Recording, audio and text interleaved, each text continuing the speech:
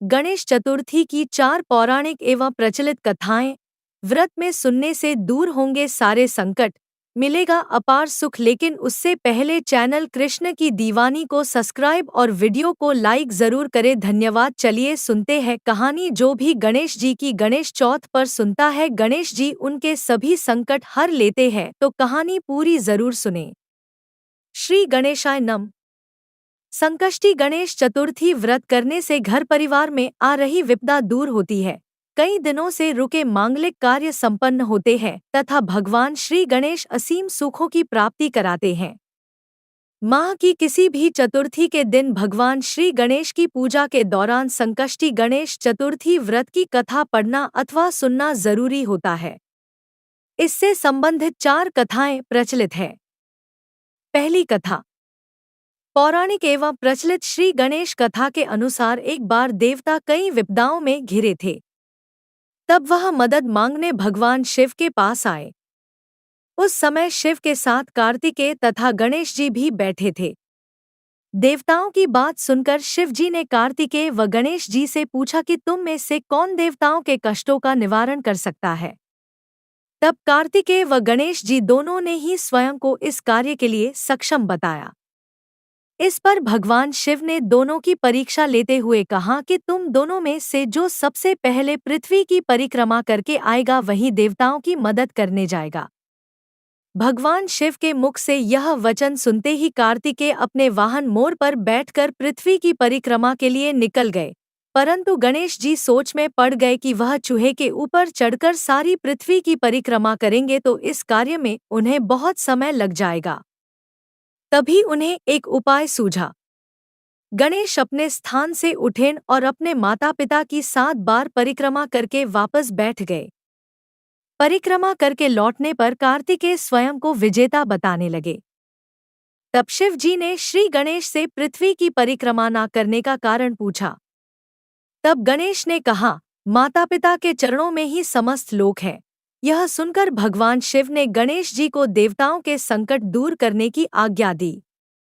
इस प्रकार भगवान शिव ने गणेश जी को आशीर्वाद दिया कि चतुर्थी के दिन जो तुम्हारा पूजन करेगा और रात्रि में चंद्रमा को अर्घ्य देगा उसके तीनों ताप यानी दैहिक ताप, दैविक ताप तथा भौतिक ताप दूर होंगे। इस व्रत को करने से व्रतधारी के सभी तरह के दुखों की प्राप्ति होगी। चारों तरफ से मनुष्य की सुख समृद्धि बढ़ेगी। पुत्र पौत्रादि धनैश्वर्य की कमी नहीं रहेगी। गणेश चतुर्थी व्रत की दूसरी कथा। एक समय की बात है, राजा हरिश्चंद्र के राज्य में एक कुम्हार था। वह मिट्टी के बर्तन बनाता, लेकिन वे कच्चे रह जाते थे। एक पुजारी की सलाह पर उसने इस समस्या को दूर करने के लिए एक छोटे बालक को मिट्टी के बर्तनों के साथ आवा में डाल दिया। उस दिन संकष्टी चतुर्थी का दिन था। उस बच्चे की माँ अपने बेटे के लिए परेशान थी।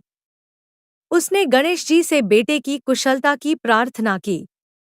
दूसरे दिन जब कुम्हार ने सुबह उठकर देखा तो आवा में उसके बर्तन तो पक गए थे, लेकिन बच्चे का बाल बाका भी नहीं हुआ था। वह डर गया और राजा के दरबार में जाकर सारी घटना बताई। इसके बाद राजा ने उस बच्चे और उसकी माँ को बुलवाया तो माँ ने सभी तरह के विघ्न को दूर करने वाली संकष्टी चतुर्थी का वर्णन किया।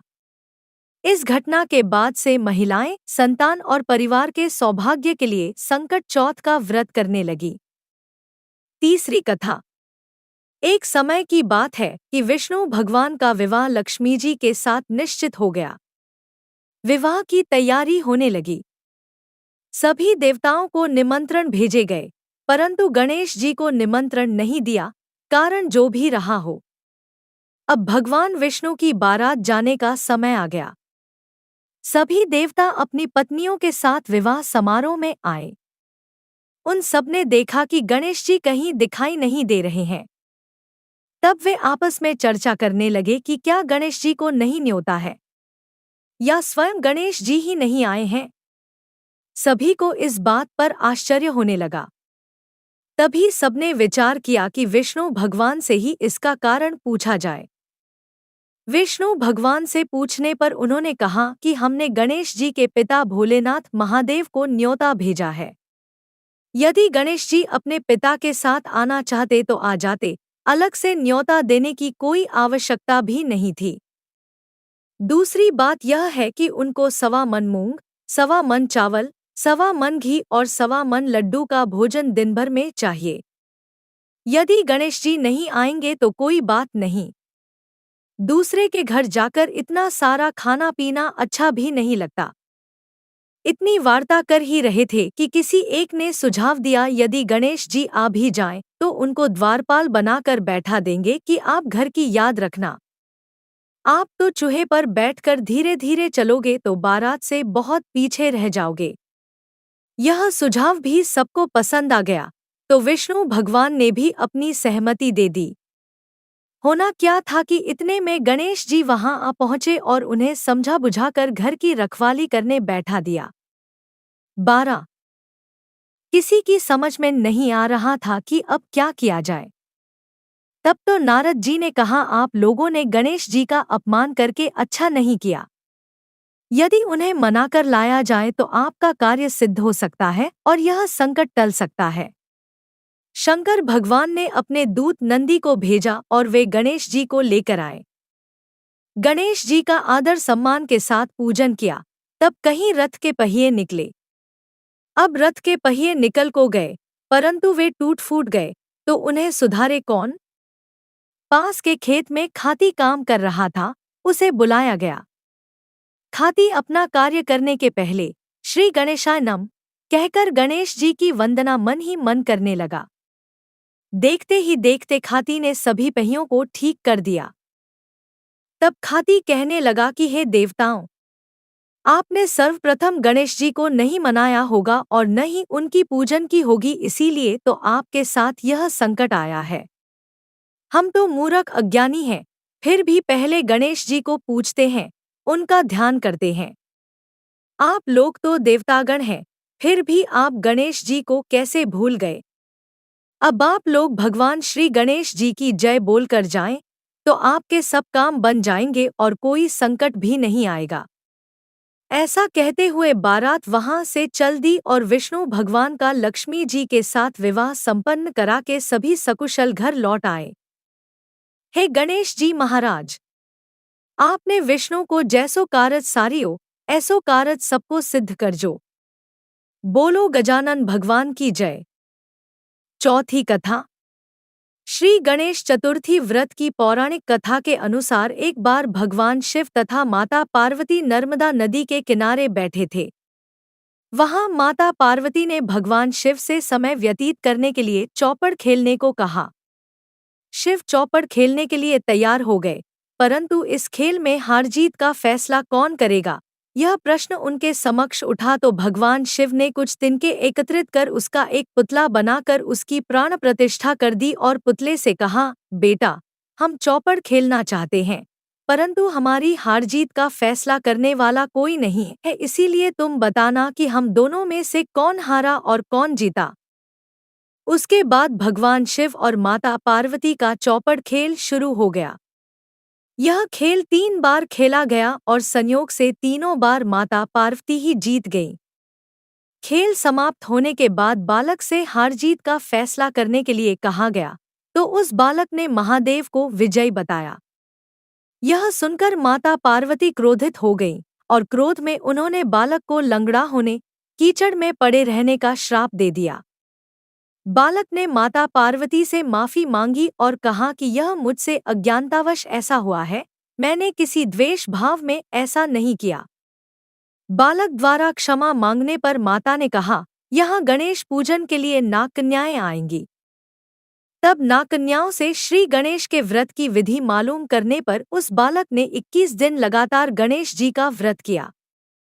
उसकी श्रद्धा से गणेश जी प्रसन्न हुए। उन्होंने बालक को मनोवांछित फल मांगने के लिए कहा। उस पर उस बालक ने कहा, हे विनायक, मुझ में इतनी शक्ति दीजिए कि मैं अपने पैरों से चलकर अपने माता पिता के साथ कैलाश पर्वत पर पहुंच सकूं और वे यह देख प्रसन्न हों। तब बालक को वरदान देकर श्री गणेश अंतर्ध्यान हो गए। इसके बाद वह बालक कैलाश पर्वत पर पहुंच गया और कैलाश पर्वत पर पहुंचने की अपनी कथा उसने भगवान शिव को सुनाई। चौपड़ वाले दिन से माता पार्वती शिवजी से विमुख हो गई थी। अतः देवी के रुष्ट होने पर भगवान शिव ने भी बालक के बताए अनुसार 21 दिनों तक श्री गणेश का व्रत किया। इस व्रत के प्रभाव से माता पार्वती के मन से भगवान शिव के लिए जो नाराजगी थी वह समाप्त हो गई। तब यह व्रत विधि भगवान शंकर ने माता पार्वती को बताई। यह सुनकर माता पार्वती के मन में भी अपने पुत्र कार्तिकेय से मिलने की इच्छा जागृत हुई। तब माता पार्वती ने भी 21 दिन तक श्री गणेश का व्रत किया तथा दूर्वा, फूल और लड्डुओं से गणेश जी का पूजन अर्चन किया। व्रत के 21वें दिन कार्तिकेय स्वयं माता पार्वती जी से आ मिले। उस दिन से श्री गणेश चतुर्थी का यह व्रत समस्त मनोकामनाओं की पूर्ति करने वाला व्रत माना जाता है। इस व्रत को करने से मनुष्य के सारे कष्ट दूर होकर मनुष्य को समस्त सुख सुविधाएं प्राप्त होती हैं। अगर आपको ये कहानी अच्छी लगी हो तो मेरे चैनल को सब्सक्राइब ज़रूर करें। धन्यवाद। Hello friend, Radhe Radhe. अगर आपको ये वीडियो पसंद आए तो प्लीज़ मेरे चैनल को सब्सक्राइब करें, वीडियो को लाइक करें। Thank you. और भी ऐसी कहानी कथाएं सुनने के लिए मेरे चैनल को सब्सक्राइब ज़रूर कीजिएगा। Thank you. राधे राधे।